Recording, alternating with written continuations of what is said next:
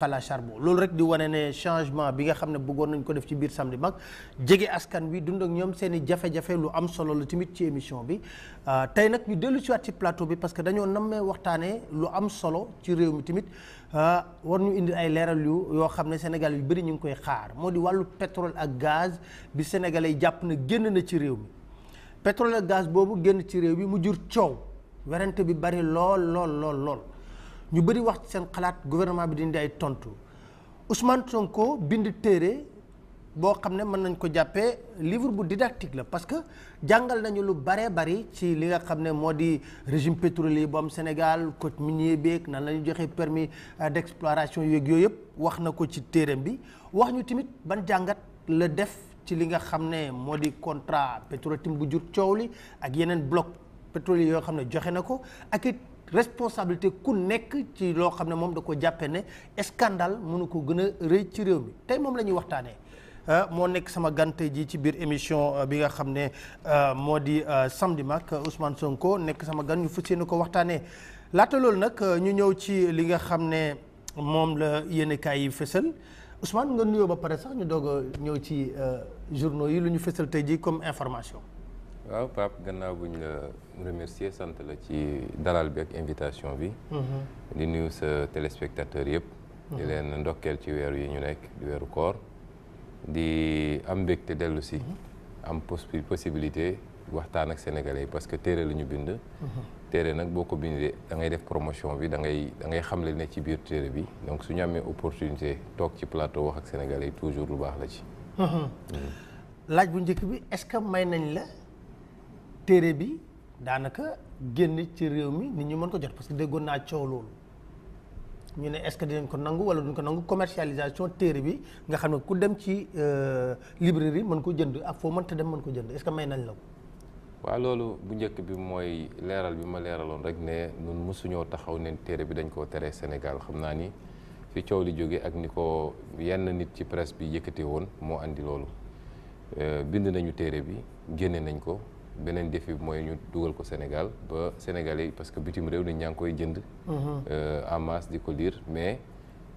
waa Sénégal lañ ko destiné avant tout bien que ñu koy jënd bitim réew ay Sénégalais lañu donc tey yàlla def na bi ñu déposé léegi def na presque weer wala lu ko jege ñu ngi doon jaabante di dem direction surveillance territoire ak dellu si ba démb lañ ñu woo ne ñu jox nañu autorisation nangul nañu livre bi bu boobaa nag ak librairie yi may liggéeyal fii dinañu def ay commandes yoo xam ne mu ñëw jaaree ko douane def procédure normale bi pour que fii ak fan yu néew livre bi mën a disponible ci librairie yi boobaa dinañ def aussi cérémonie de dédicace nañ ko defee woon Paris pour am possibilité aussi gën a expliquer yenn détails yi ci livre bi. très bien ñu xuus rek ci waxtaan bi comme tàmbali nañ ci ba pare Ousmane est-ce que mën nga ñu wax tey jii lan moo sabab nga toog ba ci yàgg coowul pétrole bi bari nga ne damay bind téere parce que ku bind téere daanaka da ngay wóolu information yi nga am lan moo sabab nga bind téere bi. waaw li andi bind téere bi damay wax ni bi may jël décision ne dañuy bind téere bi fekkoon na ma nekk ci beneen téere bu ma doon bind boo xam ne. ci suñu wàllu vision gis-gis li ñu war a def ci Sénégal loolu la gënoon tënku mais comme coow li dafa taxaw ba pare bëri di jollee fu ne nag yu mel ni su amee ku ne dina ci wax waaye comme enjeu public la boo seetee dafa amoon ñaari camp ñi nga xam ne dañoo jàpp ni def nañ lu ñu waruloon def ci suñu pétrole te ñun ñu bokkoon ci am na ci ay acteurs politiques am na ci ay acteurs citoyens am na ci citoyen lambda ak ñëpp ak ñi nga xam ne dañ doon weddi loolu mooy ñi ngànk nguur gi tey mais bi ñu seetloo débat bi parce que man wax naa ci waxaat ci def ci ñetti conférence de presse ci mbirum pétrole bi bind ci ay article dem naa ci OFNAC seede fa biñ ma woowee ñu gis ni wax bi dafa mel ni dañ ko bëggoon a jaxase daal ba citoyen bi fi mu toog moom mbir mi du leer ci boppam parce que bu ñu fàttee nag ni domaine bu technique la du domaine boo xam ne c'est à la portée de tout le monde ñu gis ni tant que mi ngi yem ci wax xam nga wax moom da ngay xëy def sa conférence de presse tey suba ñoom ñu génn def seen déclaration gannaaw suba nga ñëwaat wax mais wax day naaw ñu ne nag baax na lu mel nii ñu taxaw bind parce que mbind bi moom daf fiy des te boo xasee ba bind ku la bëgg a weddi day bind ni yow wala mu accepté ngeen ñëw toog def débat ma ne kon te loolu bokk na li manqué ci suñu culture politique et citoyenne ñun mooy li ñuy bind bëriwut donc ma ne lii dafa jar nga bàyyi lépp loo doon def tëju bind loo xam ne ilaa yow mi dina fi des te jamono jii ñu nekk ku ko bëgg a weddeeti il faut nga def lu mel nii wala nga accepté te loolu yàgg nañ koo laaj ñun ne leen balaa ku nekk di toog ci côté ci wetam di def ay déclaration te ñoo daje yow nga invité fii ñoom ñu toog ministre toog fii Ousmane Sonko toog fii ñi yor ñi ngànk biir mën nañ leen may sax ñu andi délégation depuis ministre ba conseil technique yi ñëpp. ñoo d'accord nga ci débat boobu. ñun ñoo ko njëkk a demandé. ñu leen débat léegi man je lance solennellement fii un appel bàyyi ma lancer un appel c'est important. li ñuy wax nii pour édifier l'opinion fi mu nekk nii joxe nañ accord am ne pour pare na ñëw ci débat. kon beneen camp bi tamit bu nekkee ne d'accord nañ ñu ñëw ci débat contradictoire opinion bi jugée donc c'est important li nga wax ni voilà loolu ci démocratie dafa baax noonu la war a doxee mooy balaa kenn ku nekk deg boo seetee léegi ay nit la ñuy yebal keroog invité nañ ma benn télé defe naa ma waxtaan fa waxtaan bu gudd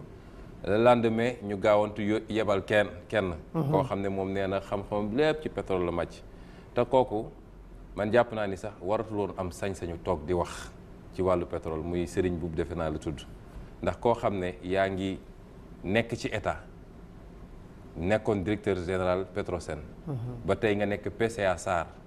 waaye wëlbatiku dem nekk ci conseil d'administration benn société bu ñuy wax Trade Atlantique boo xam ne jox nañ ko suñu bloc Jifeer bi di lekk fii di lekk fële conflit d'intérêt di défendre intérêt état di défendre intérêt privé non li nga wax ni attention li nga wax ni révélation bu doy waar. waaw mais kooku amul crédit xoolal dama bañ ba àndaale gis nga kii conseil d'administration Trade Atlantique la mi ngi seen site internet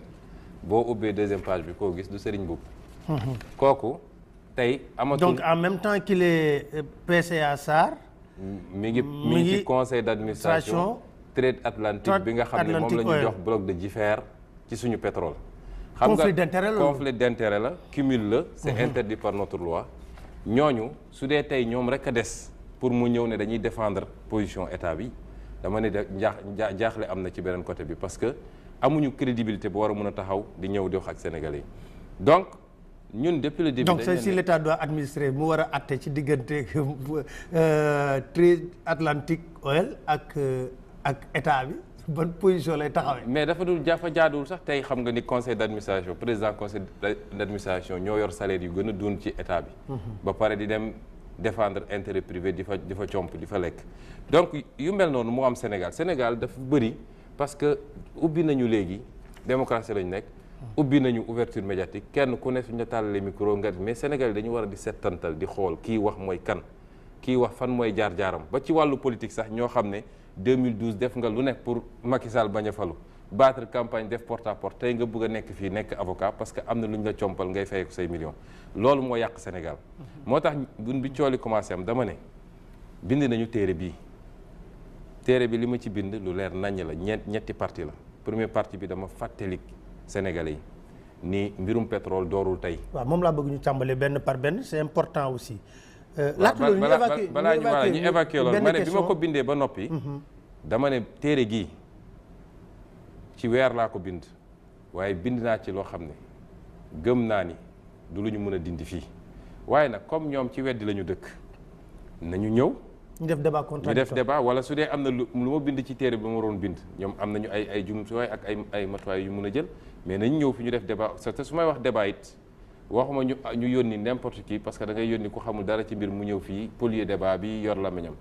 waaye moom ministre bi yoroon mbir mi muy Aly Ngouille Ndiaye te tudd naa ko fi lu bëri wax responsabilité moom Amadou Ba nga xam ne mooy ministre de l'économie et des finances te am lu fi xew ci wàllu impôt gi ma wax ko moom Abdallah Boun Dionne te mu taxaw fii def conférence de presse joxe ay information xam ne méngoowul ak dëgg ba ci moom président de la République Macky Sall ñooña comme ñooy les principaux concernés dañ ñëw ci responsabilité ku nekk nag seen i délégation ñu ñëw toog fii ñu def débat. d'accord alors léegi bëgg naa am na coow lu juddoon ci presse bi lan moo ko indi loon te ba ngay def sa cérémonie dédicace Paris. waaw man loolu pour ñu évacuer dama jàpp ni loolu ay malentendu la mooy nit ñi dañuy dégg tëll rek daal di tëb te defe naa seen bokk journaliste yi itam bis bu ne ñu feeñal dara bis bu ne ñu wax ci nit lu mu def wala lu xew ci bërëb sàngama lay demee noonu mais def la jàpp nañ ni ñoom seen corporation kenn waru cee tudd te damay fàttali ni presque quand même service public la comme service public yëpp citoyen bu nekk am nga ci sañ-sañ am ci gis-gis man nag mosuma dajale journaliste yëpp ne nii lañu mel parce que am naa tuuti intelligence xam naa ni àdduna du am benn catégorie boo dem ba fekk fa lépp ñuul wala lépp weex waaye problème moom am na problème général la Sénégal ni mu amee impôt et domaine am ko douane am ko présidence de la République am ko assemblée nationale noonu la amee ci presse bi te ñoom duñ ma weddi ndax ñoom ñu ngi koy jooytu def nañ fi ay marches yoo xam man mii invité nañ ma ci donc li ma wax ci livre bi d'ailleurs am na ci passage bu ma wax ci presse passage bi ma wax ci impôt et domaine bi ma bokk man nga xam ne bind naa ci lu ëpp 6 pages waxuma lu toll noonu ci presse bi parce que tamit am réew suñ ko bëggee defar il faut ñuy waxtaan te teg waxtaan gi ci dëgg waaye du ñu am lu ñuy ber ne lii kenn du ci tudd lii dañ ciy wax man dama gëm presse dama gëm ni presse bu am doole bu professionnel baax na ci démocratie dañ ko ñun su du woon presse du ma fi toog di wax donc dañu soxla presse dama bokk sax ci ñi gëm ni état bi dafa war a def plan d'urgence pour sauver la presse injecter de l'argent ñu réorganiser ko nag ba affaire bi jaar yoon parce qu'on a besoin d'une presse forte waaye presse bi fi mu toll nii feebar na ñëpp xam nañ ni feebar na te bis bu ne ñu gis ko ci ay ñun dañ presse daf ñuy lor ma jox la exemple bu simple jóg naa fi dem Paris pour génne sama livre presse bind ne Ousmane Sonko nee na livre bi dañ ko interdire te presse woowu ma laaj ma sooy wax lu mel noonu ñaar nga mun a laaj ki bind livre bi wala waa DST mais presse woowu ma laaj ma laajuñu waa DST ba ëllëg sa DST génne communiqué ne li ñu wax amul vendredi lañ ko bind samedi j'étais là bu ko DST di mime bu ko defee nag nga gis ci Facebook bi ay nit bind naan Ousmane Sonko du waxkatu dëgg xamoon nañu li xam nga loolu lor nañ ma te pourtant benn ci organe bi ko bind woo nañu sama benn collaborateur ne ko ñun de lii dañ koo dégg mu ne leen loolu amut ñu ne ko ñoo ngi ñëw fekkale seen siège pour jël la mu jàll guddi édition defuñu ko dem tàllal micro ñeneen ba pare génn ne Ousmane Sonko ne leen livre bi dañ koo tere xam nga loolu du professionnalisme te yooyu su amee dañ koy wax parce que mënuñu wax li doxut impôt et domaine wax li doxut ci port wax bu presse amee problème ñu ne kenn du ko tudd parce que ñoom ñoo yor kàddu gi suñ la tongalee nga am problème mais mbir mi du doxee noonu mais man xam naa beaucoup de journalistes yoo xam ne gëm naa ni ñoo ma gën a jub gëm naa ni c'est des patriotes bëri na ci presse bi ci ñu fi nekkoon ci mag ñi comme ñi fi nekk ci ndaw ñi absolument donc loolu je crois que ay malentendu la ba pare nag amalgame bi am mooy après ku nekk da nga ko def sa affaire bopp ñii naan bu leen jënd livre bi ñii naan bu leen xool xam nga loolu ba léegi day firndeel li ma wax rek c'est notre aspect de la question alors premier livre bi ñeenti pàcc nga ko def découverte pétrole nga njëkk waxtaane nga ne du lu bees parce que yàggoon na am ay études yoo xam ne wane woon na Sénégal daanaka am na ay réserve pétrolière yu bëri am na sax kenn koo xam ne temps wu Diouf la woon xam nga mooy wax ne Sénégal am na pétrole maa ko wax yaay fàttali waxoon na dëgg sax dañ ko doon reetaan rek waaw ndeysaan Diourbel bu wax le Sénégal am na pétrole maa ko wax yaay fàttali ko kooku alors découverte pétrole bi bu ñu koy historicité bu ñu koy natt ak ba léegi lan la waaw pétrole bi nee naa 1952 la ñu commencé prospection pétrolière au Sénégal 1952 52 ba 2016 lu bëri xew na fi gis nañ fi pétrole du benn yoon du ñaari yoon lañ fa njëkk a gis sax boobu mooy bi ñu gisoon Dom Flore Casamance bi vers les années 60 ñu gisoon ni pétrole ba am na fa waaye exploitation bi du rentable parce que pétrole bu diis la woon xawoon na sori ñu nekkoon nañ ko bàyyi noonu alors moo taxoon sax ñu créé woon entente Guinée-Bissau ak Sénégal bi pour gérer conjointement ce pétrole là noonu ñuy découvrir ay poches pétrole fii gaz fii léeg-léeg ñu ne c'est pas exploitable ba 1998 bi ñuy découvrir gazu Gadiaga bi nga xam ne boobu c'était exploitable te c'est exploité actuellement par Forteza ci anam yoo xam ne anam yu lëndëm la wax naa ko ci livre bi wax nga ko ci dernière partie waaw parce que d'abord anam yi ñu joxee Forteza pétrole bi xam nga pétrole dafa am gaz bi dafa am gaz ak pétrole dafa am plusieurs phases dafa am phase de recherche phase d'exploration phase d'exploitation développement ensuite exploitation enfin phase bu nekk dafa am nu ko code pétrolier tëggee donc ki nga xam ne day ñëw war a nekk suñu partenaire muy entreprise bi ñëw moom selon li muy andi la ñuy seet lan la ñu war a ban type de contrat la ñu war a am ak ñoom or soo jëlee gazu Gadiaga bi moom Forteza du moom moo découvrir gaz bi du moom moo def recherche bi du moom moo def découverte bi. kan moo ko découvrir. Petrosen moo ko doon def moo def les forages ba découvrir yëpp donc moom contrat d'exploitation lañ ko jox directement. ba pare pas d'exploration donc coono gi yëpp gi ne ci pétrole nga xam ne mooy sooy seet ndax fii am na pétrole am déet nga xam ne xaalis bu bëri nga ciy dugal te jël risque bu bëri te amoo garantie ni di nga gis phase boobu moo gën a métti moom loolu fekkewu ko waaye bi ñu ñëwee di ko jox suñu pétrole dañ ko jox 70% gaz bi. Forteza mais loolu régime Wade la non. régime Wade la. waaw ñu jox ko 70% gaz bi ne Sénégal 30% lañ ci am ma ne déjà loolu problème am na ci. parce que ci koo xam ne métti woon yëpp état bee ko def ñun ñoo ci dugal suñuy moyens ñoo ci dugal ak suñu l'impôt Sénégal ak peut-être ay partenaires yu Petrosen doon liggéeyal pour def liggéey boobu. ñu jox ko tey jii mu ngi koy exploiter am na tableau yu ma def ci livre bi pour wane ni pratiquement Sénégal gagné wu ci dara même ci wàllu impôt liñ ciy gagné lu tuuti est-ce que mat na 500 millions. ci at bi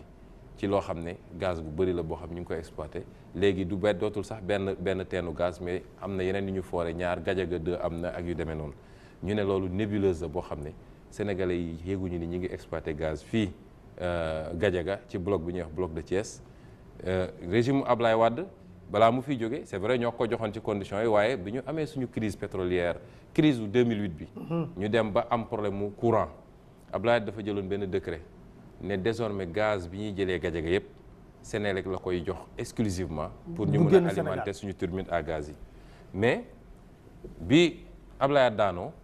te ñëpp nee nañ Forteza xaritu Macky Sall la xam nga lu ciy dëgg lu ci du dëgg waaye bi mu toogee la Forteza dem Cour suprême attaqué décret boobu ñu kase ko ba tey ji Forteza mi ngi yóbbu gaz bi fu ko neex. kon 2008 ba 2012 Forteza amutoon sañ-sañ jaay gaz bi. Sénélec rek la ko doon jaay pour ñu alimenter suñu tribune. pour ñu mun a wàññi 2012 la attaqué décret bi bi Macky toogee daal ñu teg ci quelques semaines wala weer la dem attaqué décret bi ñu kase décret boobu te décret boobu. li ko code pétrolier moo ko permettre article 53 nii wala 54 nii su ñu amee problème mun nañ ne pétrole bi ñuy produire Sénégal ak gaz bi exclusivement dañ koy andi ci marché Sénégal bi donc suñu jëloon gaz bi jeex ko Sénélec mu dugal ko ci turbine à gaz yi tey tax ñu wàññi prix courant bi wala ñu am moins de coupure wala problème mel noonu ñu mun ko wàññi et puis day wàññi aussi suñu facture pétrolière parce que dañuy importer ci li ngay importer coût yi ciy yokk ba tax mu cher bu dee dañ ko jëlee fii directement c'est moins cher mais tey kase nañu décret boobu Forteza di jaay ko neex donc loolu muy découverte 98 ñuy dem ba yi ñu mujjee découvrir diggante 2015 ba 2016 bi li tax ma andi woon historique boobu mooy boo dégloo seen wax boo dégloo Mahammed Boun Abdallah Dionne bi muy def conférence de presse dafa mel ni Macky Sall dafa ñëw rek yoraale ay mallettes yoo xam ne pétrole la ci newoon ba bi muy def conférence de presse dafa ne c'est seulement en 2016 après mu wax en français tombé waral ay gaaf avec l'arrivée du président Macky Sall qu'on a découvert du pétrole ma ne nag baax na ñu fàttali Sénégalais yi demeewul noonu te ay études yu dëgër a dëgër cité naa fi service géologique américain nga xam ne du waxantu ci caaxaan dafa wax pétrole bi amoon Sénégal ba joxe quantité yi chaque année rapport am man yor naa rapport yi muy génne année par année dafa wax Sénégal blocu Sénégal ba nu mu tudd bassin Sénégal bi lii moo fa nekk lu ñu évaluer ci capacité pétrole lii moo ci nekk li ñu évaluer ci capacité gaz donc loolu du lu bees te Macky Sall mënu ko woon bañ a xam ndax Macky Sall nañ fàttaliku ni ingénieur géologue la nekkoon fi agent Petrosen nekk fi directeur banque des données Petrosen nga xam ne ñi fi doon def prospection ak études yëpp rapport yi ci moom lay jaar nekk fi directeur général Petrosen nekk fi ministre de l'énergie et des mines donc lépp xamoon na ko bi ñu koy fal président xamoon na capacité bi ñu am Sénégal ci pétrole am na lu mu ci liggéeyoon moom ci boppam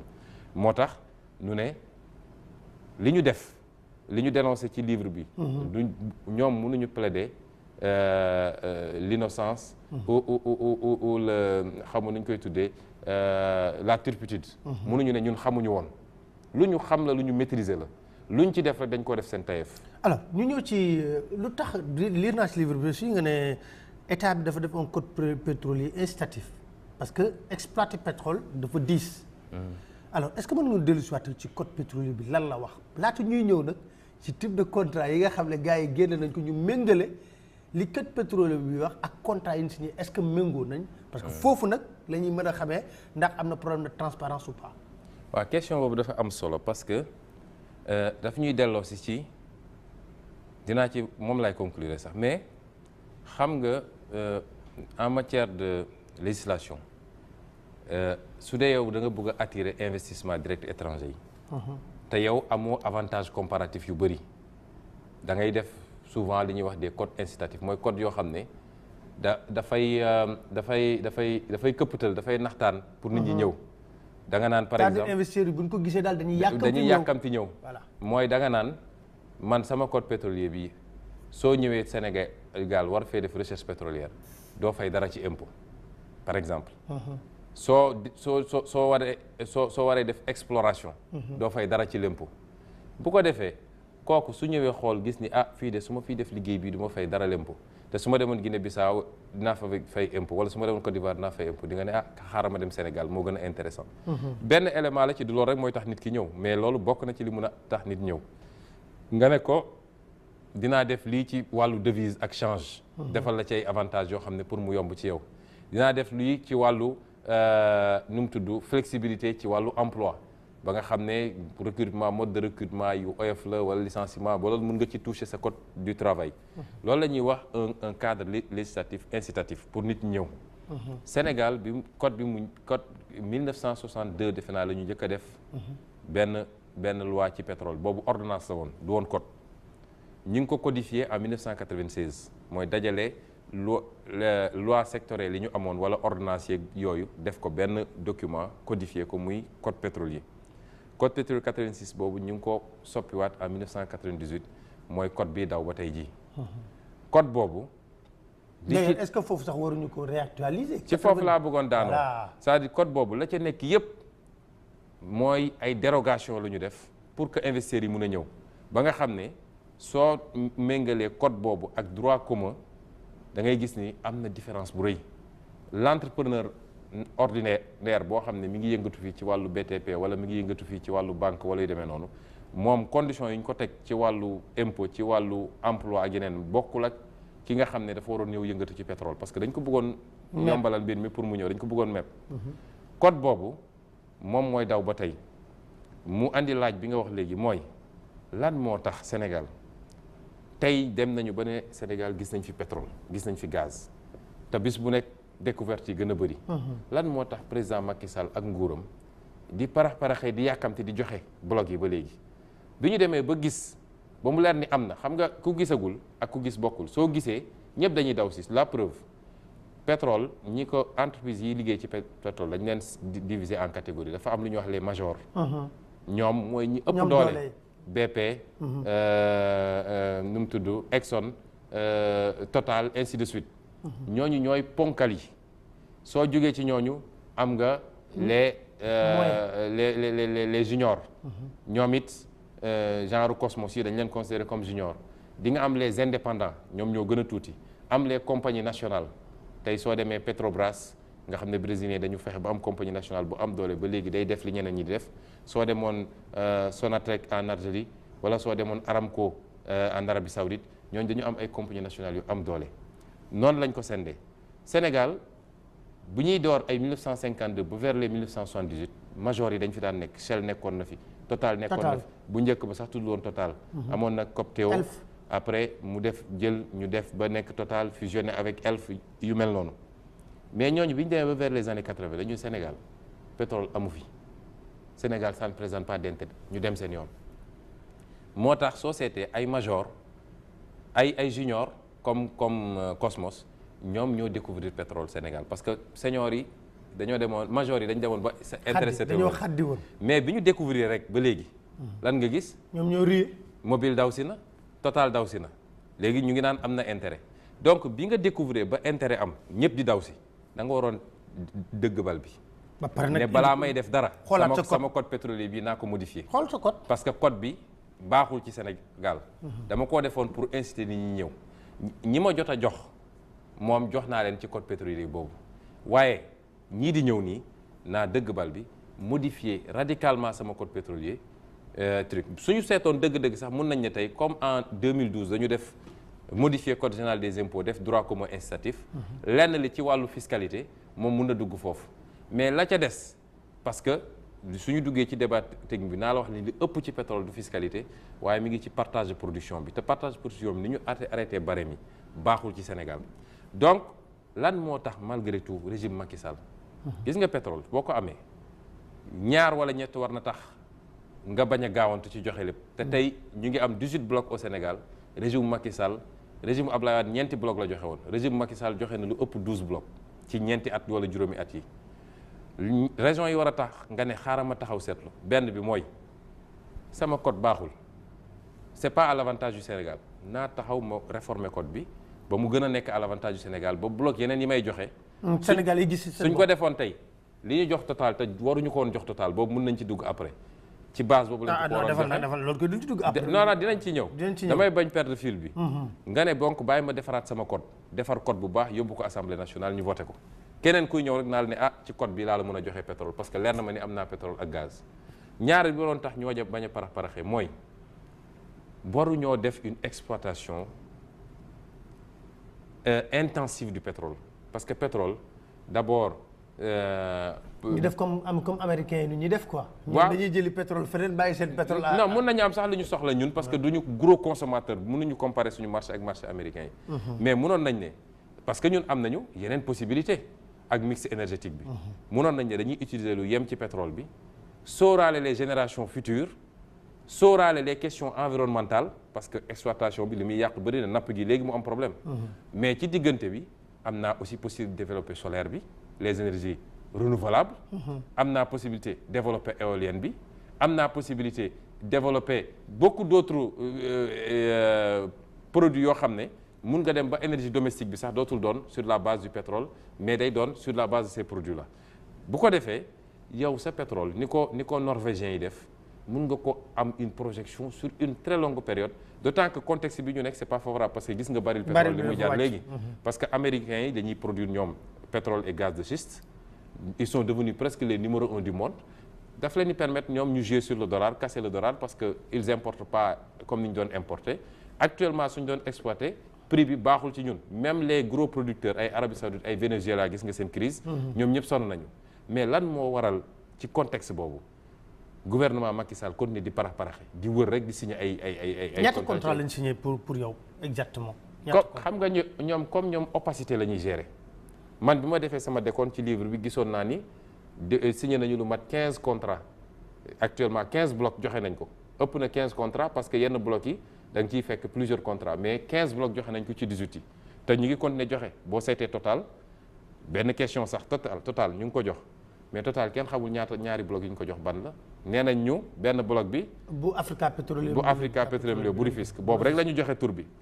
seet naa surtout Le Monde seet naa surtout Le Figaro seet naa suñu presse bi dañ naan surtout Rufisque bu ñu joxoon Africa Petroleum et un autre bloc beneen bloc bi ban la communiqué wuñ ci. muy ñoom dañ lay tontu toujours ne contrat yëpp génne nañ ko. génnewuñu benn. dañoo seppi quelques contrats yu leen arrangé woon moom ngay fekk ci site gouvernement bi li ëpp ci contrat yi génnewuñ ko ñun contrat yi man yenn contrat yi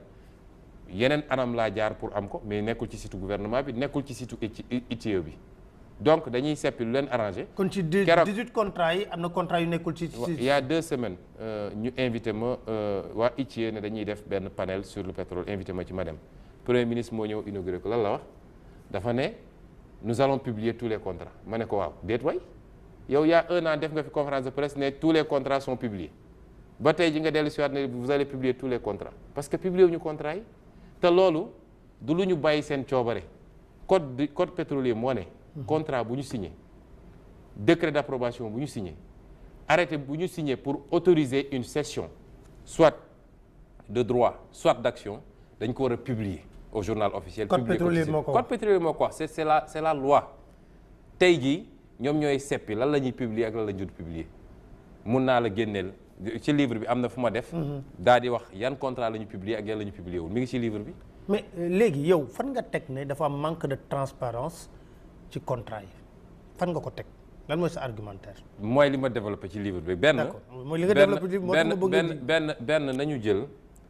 xam nga ci contrat d'exploration dañ ko jël étape par étape après ñu jël cas concret moo gën. waaw après ñëw ci Petro-Tim bëgg naa ñëw xam nga fii traité naa fi Petro-Tim traité naa fi Ovidiu Tender. traité naa fi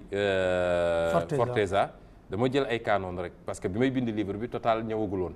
livre bi mu génnee ba noppi la Total doog a egsi waaye Total mën nañ ci wax tamit fi ma ko teg mooy pétrole booyaluñu ko bien que moom président de la République mooy signé décret d'approbation balaa décret d'approbation dina am contrat bu ñuy signé diggante Petrosen ak le contractant ministre bi validé ko moom président sax day validé léegi contrat boobu joxeegul nit ki droit il faut que après suñ joxee nit ki contrat mu am période d'observation ci li muy def ak ni muy comporté woo ak respect de ses obligations la ñuy doog a def un rapport dem gis président de la République ne ko président fii de lépp jaar na yoon signé mu signé mais soo jëlee ma jël kaawu Petrotim rek d'abord Petrotim waruñu koon jox suñu pétrole. Pourquoi? parce que matalul charte yi ndax article 8 code pétrolier. dafa ne pour ñu jox la pétrole Sénégal il faut nga remplir ñaari série de critères techniques ak critères financiers ñaari critères yooyu ngay remplir il y a des conditions techniques yi mooy nit ki il faut mu andi ay références wax lan mooy jaloorem ci pétrole fan la mus a gëstu pétrole fan la gis pétrole fan la explorer pétrole fan la exploiter pétrole loolu il faut nga andi ko te Petrotim amul woon loolu parce que Petrotim existé wul woon bi ñu koy jox loolu la Franck Timis wax waaw non Petrotim amu ko woon parce que Petrotim existé wul woon bi ñu koy jox signer contrat dañ ko signer contrat ñu teg ci ñaari fan ñu doog a créer société. maanaam judduwul woon daal. judduwul woon. te bu signé ba pare la doog a judd. dañ ko signer ba pare mu doog a judd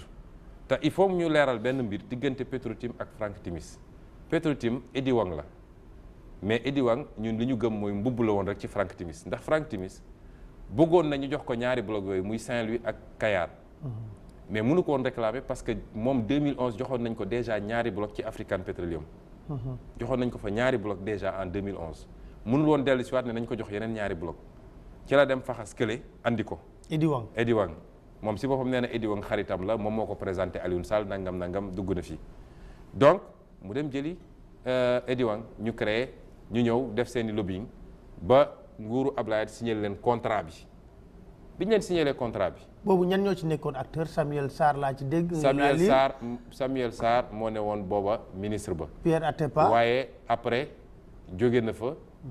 kii ñëw waaye Samuel Sarr ak Pierre Atepa. moom Franck Timis dafa ne ñoom ñoo ko andi Sénégal mais Edi Wang ci boppam bi mu ñëwee ñu signé ko ba pare ba jox ko contrat si ñaari bloc yooyu te bañ koy jox ñaari bloc yooyu wax naa ko ci livre bi am na beneen société boo xam ne. société bu am référence la société bu sérieuse la société boo xam ne am na feneen ak feneen ci àdduna foo xam ne def na fa forage ba mi ngi exploité moom mi ngi doon waxtaan. ak Petrosen mi ngi tudd Tullow Oil. mi ngi doon waxtaan ak Petrosen depuis ñetti at ba ñu réclamé ko 3 millions de dollars mu fay ko jox ko Petrosen moom dafa xëy rek dégg ni jox nañu bloc yi nu mu tudd Edi Wang. ak kon dans les négociations Tullow Oil moo nekkoon en négociation avec Petrosen. moo nekkoon négociation avec Petrosen. très bien c'est vrai que loi bi neewul suñuy négocier ak diw rek diw lañ ko war a jox waaye moo ëppoon crédibilité seen société boobu que kiñ ko mujjee jox muy Edi Wang ñu jox ko Edi Wang dem créer société le 17 lañ ko jox mu créer société le 19 société fii bi doom ji bokk. société mère bi ñëw après c'est-à-dire ñoom seen société yi. doom jee jur yaay ji doom jee jur yaay ji yaay jee jur maam ji noonu lañ ko créer dem créer seen i société mère fële paradis fiscaux yi îles Vierges xam nga îles Caïmans organiser ko noonu ñëw toog mais ñoom xamoon nañ ni kii remplirul conditions techniques yi moo tax conditions financières yi doog a ñëw parce que conditions financières yi mooy il faut nga wone ni am nga capacité bi yow wala am nga société mère bu am doole bu ne sa gannaaw waaye société mère boo xam ne créé guñ ko woon ci jamono jooju munoo ne am na capacité wala nga andi garantie bancaire ban banque moo ne sa gannaaw ak ñaata lay teg sur la table ma fàttali ni ñaari bloc yooyu 96 millions de dollars la ñu jël engagement ni dañ ko fay def ñoom muy xaw ma presque 48 millions de dollars muy 96 milliards ci suñu koppar la ñu ne woon ñoom dañ ko ciy dugal andiwuñu garantie financière bu tax ñuy wax garantie technique amuñu ko spécification technique yi ñu jël mu am ñeneen ñu ko gënoon remplir nga wàcc leen fi dem jox ko te biñ ko joxee Tullow Oil boobu dafa def réclamation wax naa ko fii daal di bind ministre bi fi nekk parce que ci diggante bi Ablaye Wade nguuram signé nañu contrat bi jotu ñoo signé décret bi may fàttali toujours auditeurs yi ni décret bi mooy joxe pétrole bi contrat bi joxewul pétrole bi. décret bu président décret d'approbation bu président. waaw tant que président signé wul décret pétrole amagul nit ki amagul droit ci bloc yi donc nguuru Ablaye Wade dañu signé contrat bi jotu ñoo signé décret bi préparé woon na décret bi jotu ko mottali nguur ga daanu nguuru Macky Sall ñëw bi nguuru Macky Sall ñëwee comme moom dafa jëloon engagement ci campagne bi yéen a ngi déglu bi mu naan su ñëwee contrat minier yi jaarul yëpp da koy dénoncé. te wax naa ko ci livre bi am na au moins 4 contrats miniers yu mu dénoncé annulé ko cité naa leen sax ci livre bi mu ñëwee nit ñi am yaakaar ni loolu dina ko fi dindi d'autant que contrat rek a fi nekk décret nekkagu fi ba Tullow Oil bind réclamation jox ko Aly Ngouille Ndiaye ne ko lii moo xew ci bloc bi lii lañ ma def bind na ci ba ne sax dañ ma doon laaj ma ger dañ ma doon réclamer xaalis waaw. au niveau de Petrosen. non au niveau des autorités ministérielles bind na ko ak Petrosen mu bind ko ci lettre ba ñu yebal ko Aly Ngouille Ndiaye mu egg ci présidence de la République bi mu eggee dañoo woo IGE jox ko président dafa sant IGE mu def ko benn enquête ne ko defal enquête wax ma lii lu xew rapport IGE boobu ñuy coow nag lu am la ndax nun yor nañ ci waaw voilà yow mii xam naa ne yor nga ci IGE rapport bi lim ci bind lu leer la ne contrat bi ñu defal Petrotim dafa violer code pétrolier baaxut daganut nañ ko dindi waaw waay lan moo tax malgré tout ça président Macky Sall dem signer décret ba foofu la responsabilité am duggee pourquoi mu dem signer décret ba. rapport IGE bi wa. lan moo tax ñëpp dëppoo ni kii waruñu ko woon jox suñu pétrole matalul charte yi pour jël pétrole bi te baaxul ci Sénégal rapport bu leer nit ñëpp wax ci président Macky Sall malgré tout mu dem signer décret bi laaj bi muy delloo si mooy lan moo ci bees ci diggante bi ba mu war koo def boo ko seetloo ba seetlu. loolu laa la bëggoon a laaj boo ko seetloo ba seetlu nag rakk jee ci bees. nan la ci rakk ji bees lan moo dugal rakk ji. waaw parce que ci diggante boobu ñoom Franck Timis tiit nañu. xam nañ ne dañuy remettre comme régime bi daanu na. mu xam ni fii nit ñi amoon ci régime bële amatuñ ko. léegi loolu la yaakaaroon parce que ñi mu jiitaloon ñi ko doon ubbil buntu ci régime bële Samuel Sarr la. ak son ami Pierre Goudiaby Atepa. ci diggante bi régime bu bees ñëw na Samuel Sarr bokkul ci régime boobu même su dee dafa mel ni léegi bokk na ci. Atepa peut-être jël na distance am il fallait mu trouver beneen cheval de Troie. ci la ñu dem faxas Alioune Sall génne ko nommé ko administrateur jox ko ay mission ak ay mandat loolu rek a bees ci dossier bi man de jàpp naa ni loolu moo justifié signature bi. parce que kon l'entrée de Aliou Sall moo tax ñu signé décret d'approbation. man loolu laa gëm ndax soo jëlee ku mel ni Franck Timis noonu lay doxalee wax naa ko ci livre bi. boo demee Libéria bi mu fa ñëwee dafa dem jël doomu Ellen Johnson Sirleaf def ko jiital ko boo demee fële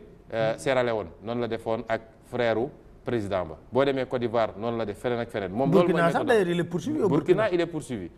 te foofu frère Blaise Compaoré la. gis nga Franck Timis du homme d'affaires c'est un aventurier d'affaires. dégg naa sax ñu naan daf ñoo déposer plainte man depuis 8 mois ñu ngi wax plainte ba. gisaguleen gis nañ fi ay avocats yu génn gesticuler wax man de du notifié guñ ma plainte waaye Franck Timis du homme d'affaires def na ko ci pétrole Grèce bi bind naa ko ci livre bi il fait de la spéculation. ndax ay nit dem fexe ba ñu jox ko ay bloc foofu mu dem andi ay évaluateur ñu ne pétrole bu bëri lañ fa gis mu gaawantu dem Londres jaay pétrole ba ñu dem ba ci biir ndekete dara amu fa nit ñi poursuivre ko fu ne moo tax African Petroleum bi mu nekk bi mu bëggee ñu coté ko ci bourse de Oslo en Suède suédois yi dañ ne tant que Franck Timis mi ngi ci conseil d'administration bi avec un poste exécutif duñ la nangul ci lañ African Petroleum génne ko def ko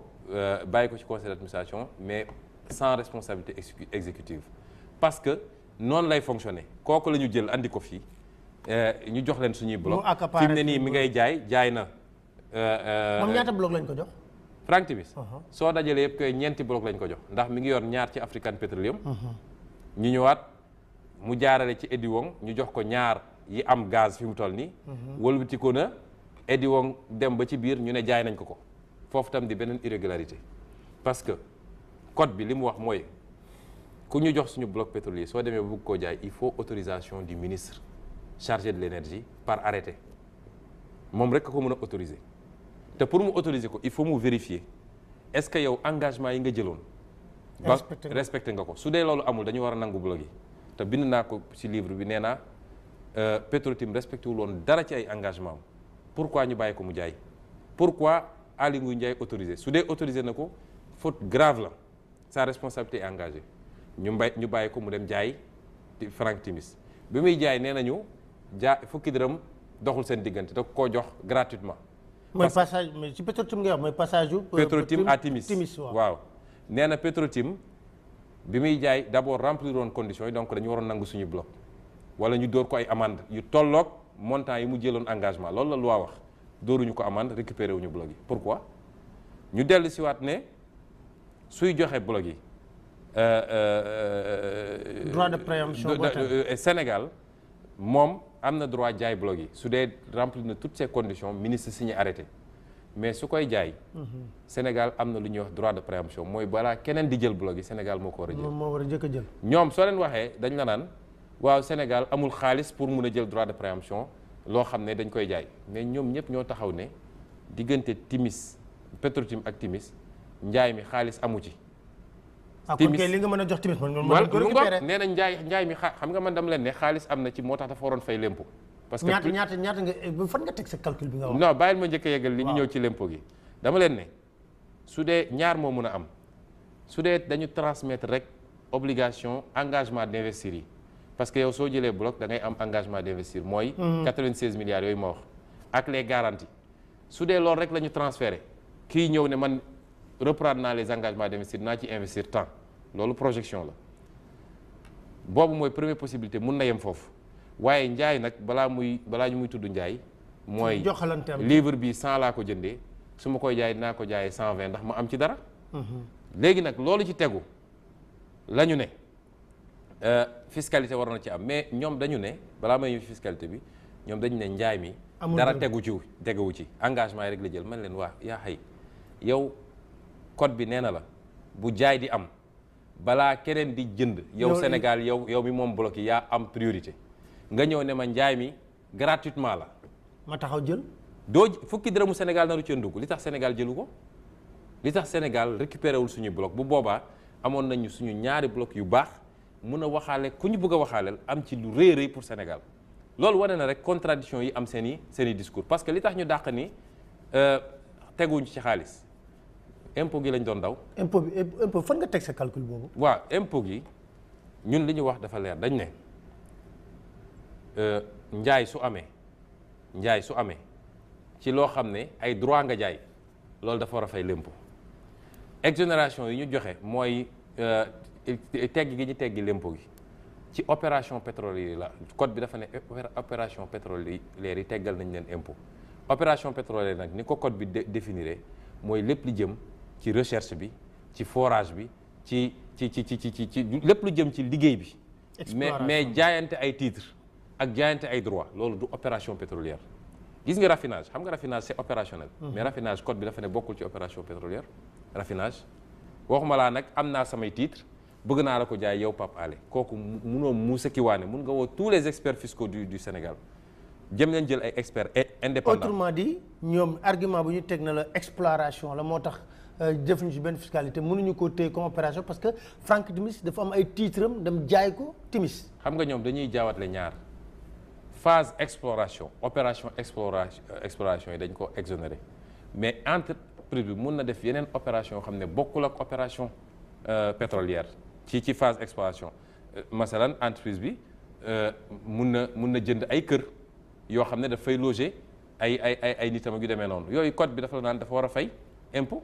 dafa war a fay impôt sur nu mu tudd foncier bâti ak ñoom seen da ko war a fay yooyu bokkul ak opération pétrolière en tant que tel ñu ne la ci jamono jooju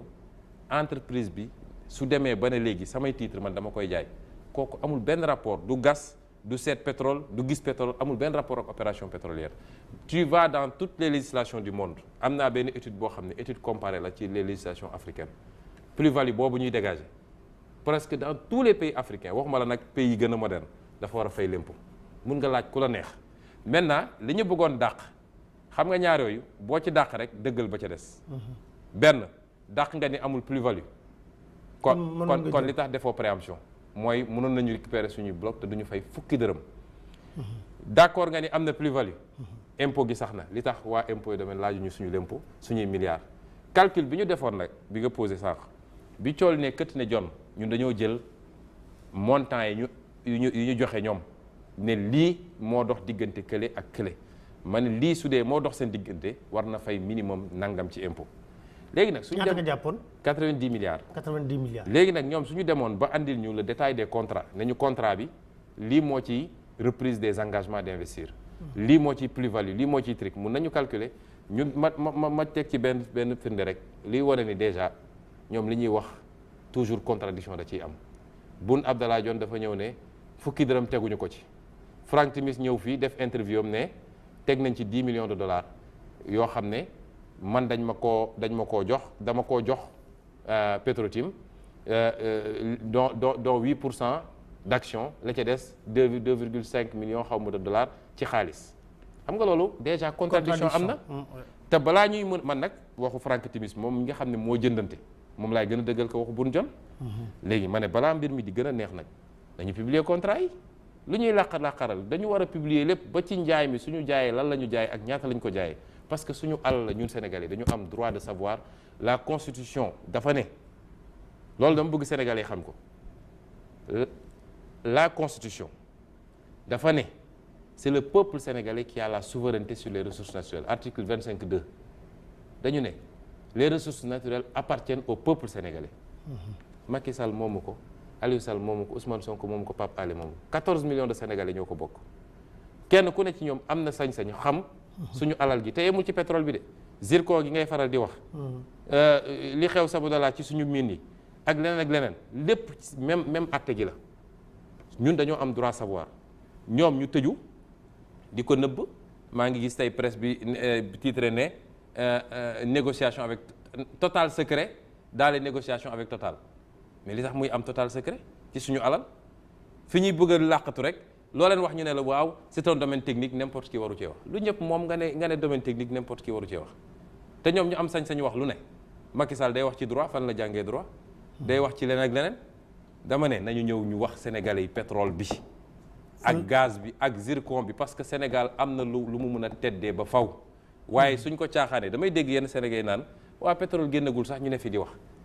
dañuy xaar ba jaan gi romb ñu topp ci kii bi di dóor. bu fekk pétrole bi génn tey la ñuy régler problème yi parce que pétrole bi suñ ko commencé exploiter en 2012 contrat yi ñu signé tey. moom la ñuy appliquer mooy déterminer base bi ñu koy exploiter te li ma la wax léegi ci ci njëlbeen bi contrat yi baaxul ci ñun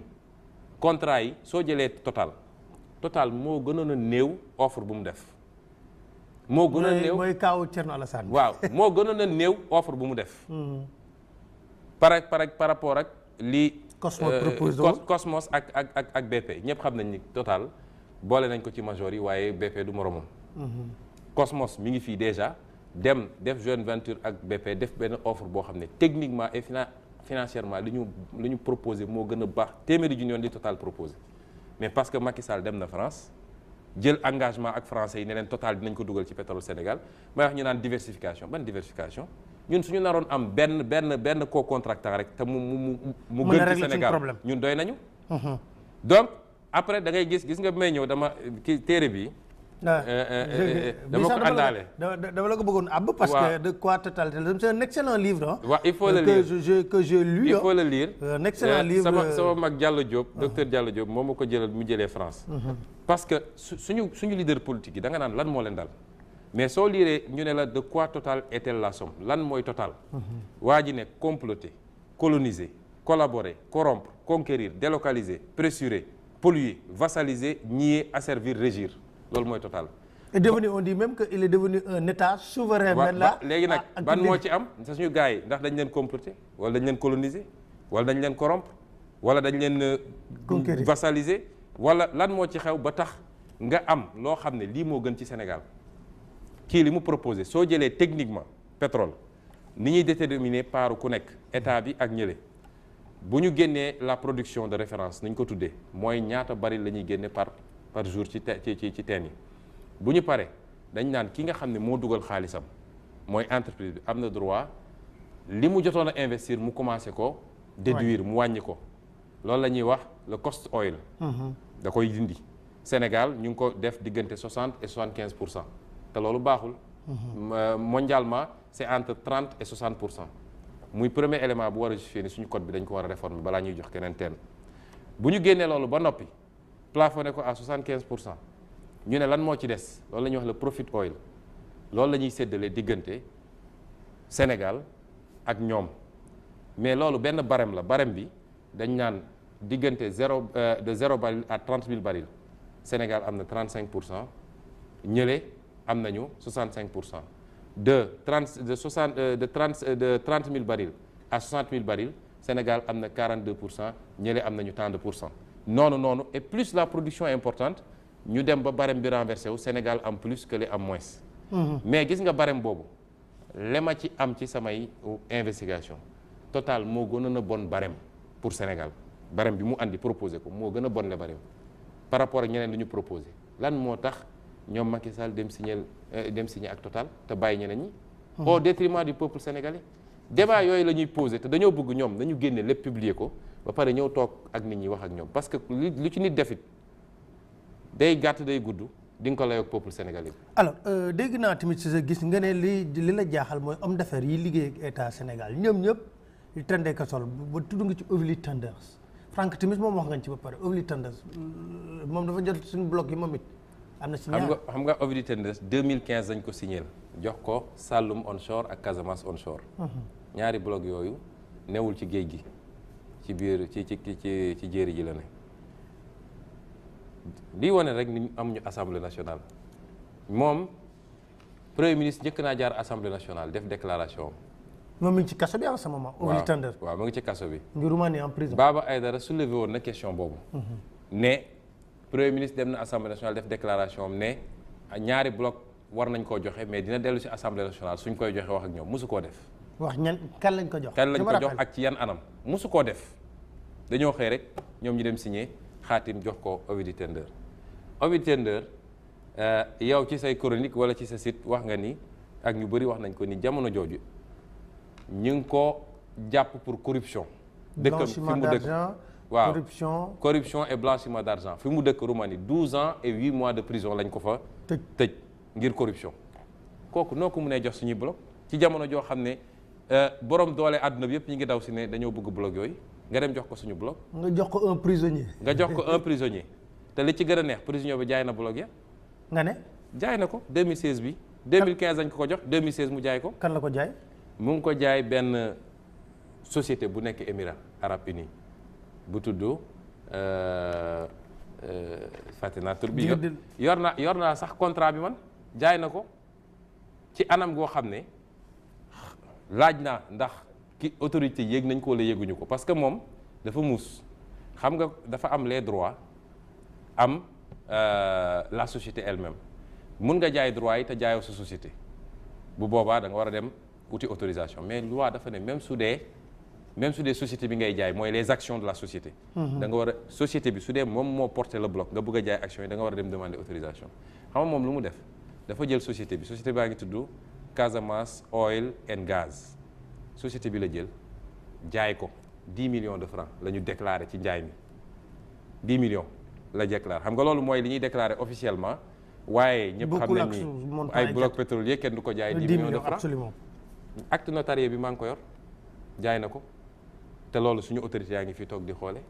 donc yooyu yu garaaw a garaaw la dafa garaaw Ovili Tenders un prisonnier bu ñu jox suñu bloc pétrole mu jaay ko. jaay na ko génn na ci ba set jaay na société bi xam nga société soo koy jaay da nga koy jaay avec ses actifs et ses passifs. donc man su ma la jaayee sama société bi amoon naa ci benn oto amoon naa ci benn ordinateur ak naam waaye amoon naa ci bor ak léegi lii lépp dama la koy jaay yaay débrouillé donc su ma la jaayee 100% des actions de la société bloc yi nga xam ne ci turu société lépp lañ ko joxe woon yaa moom bloqué léegi te société bi mu ko jaay kenn xamu ko sax ci pétrole dégg naa sax société financière la du société pétrolière loolu mooy li xew ci pétrole Sénégal ñu ngi koy spéculation la ñuy def ci pétrole Sénégal on a amené des aventuriers ñoo xam ne Franck Timis ñaatoon lañ ko condamné fu ne ci àdduna ba ci ay trafic de drogue ak lu ne jàpp nañ ko ci cocaïne ak lu ne nga delloo si ko fii jox ko ci ni muy defee affaire barki démb assemblée nationale Burkina Faso dañu def seen commission d'enquête parlementaire xam nga loolu ute naag suñu tàccukat yi dem def seen commission d'enquête parlementaire ne mine Tombao fu ñuy wax Tombao mine yi ñu joxoon Frank Timis waruñu ko woon jox violation du code minier li mu waroon jëloon engagement da koy def defu ko fa daal di bind rapport ne nañ ko poursuivre en justice nañu nangu mine yi ba pare complice yi mu amoon foofu y compris le frère du président Compaoré nañ leen poursuivre en justice loolu mooy rôle assemblée nationale ñu mel noonu aventurier yooyu nga jël leen andi leen fii jox leen suñu pétrole ñu yëwul ci ko di jaay Petrotim nee naa la société écran la woon jaay na Timis wëlbatiku jaay Cosmos ñu ne déedéet waay mu joxaat BP léegi mi ngi bëgg a jaay li des BP moo tax collectif bi ñu taxawal ñun parce que li ma bëgg sénégalais yi xam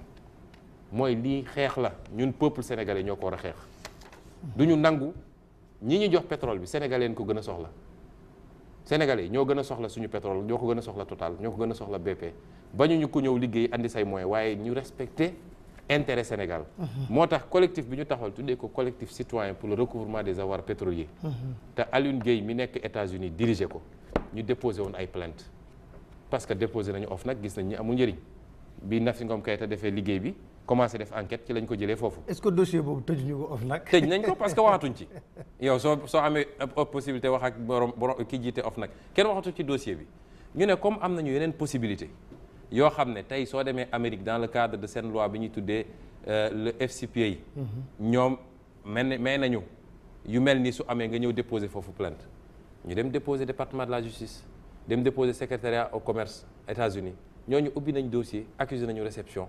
ñi ngi enquête ñoom Alioune Gueye ngi koy suivre foofu ñun ñu ngi koy suivre fii ndax man dem naa ñaari yoon ambassade États-Unis ñu toog mu waxtaan ak ñoom procureur a ngi toog FBI ngi toog waxtaan nañu. ah bon ñu dem ñoom ils sont réceptifs. ils sont réceptifs. ñu dem Grande-Bretagne am na lu ñuy wax SFO Serious Fraud Office même liggéey lay def dans le cadre de li ñuy wax Bribery Act déposé nañu foofu ñoom it tontu nañu accusé nañu réception ba boole ñoog service bu mu méngool Autriche parce que Frank Timis il est australo-hongrien la non Australie du moins ñu ne ñu dem leen ngeen déposé foofu également donc am na xeex boo xam ne